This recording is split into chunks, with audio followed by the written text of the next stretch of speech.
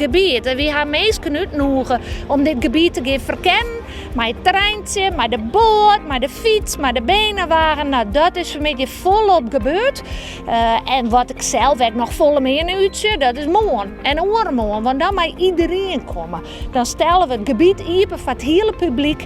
Er zijn legio leuke activiteiten. We hebben hop-on, hop-off. Dus mensen kunnen op een boot en een stukje fietsen. Nou, en ja, daar heb ik het meeste zin in.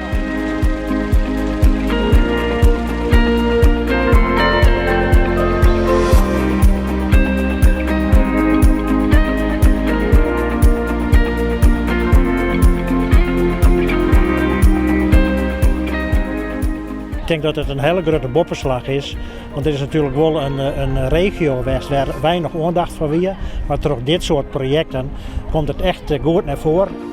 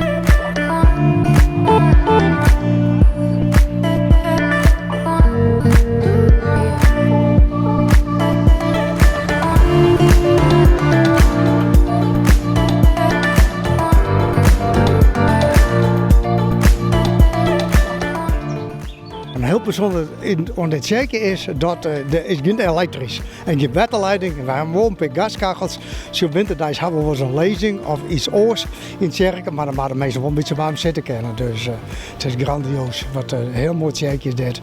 Mensen willen maar graag komen. En je hebt hele mooie rouwborden in het kerken. Hele grote rouwborden, bijzonder, gaaf, heel mooi. En ja, mensen moeten gewoon daar komen.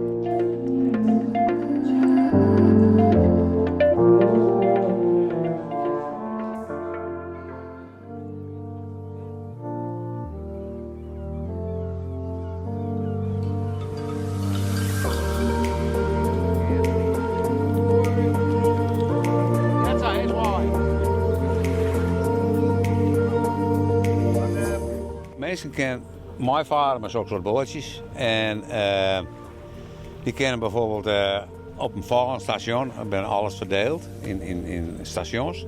En daar staan fietsen en dan kennen ze bijvoorbeeld waarom fietsen. Maar als het jeweils maar mij is, dan mag ze in de wind waarom fietsen. Daar komt het wel op dan. Je mag je net zo hut, ja?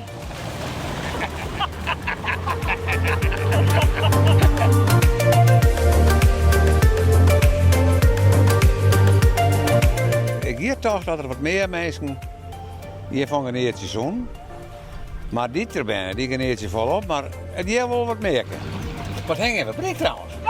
Ja, was toch zware check in de boel gezien? Ik denk mijn telefoon dat die zo zwier is of zo. Dat is een zware check, denk ik.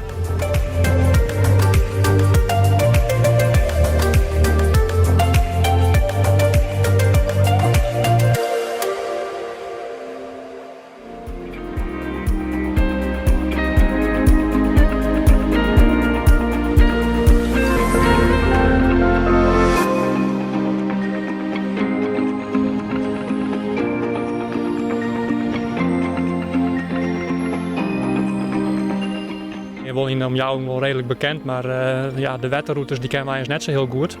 Dus toen zeggen we dus dat er al je hop aan, hop af boten gong. En dat die al heel goed regelen. We gaan nog het meeste van de route dienen. En we gaan nog een leuke rit houden tot Ezemersiel op dit moment. We zijn haast bij het eindpunt van de route, dus dat weer heel geslaagd.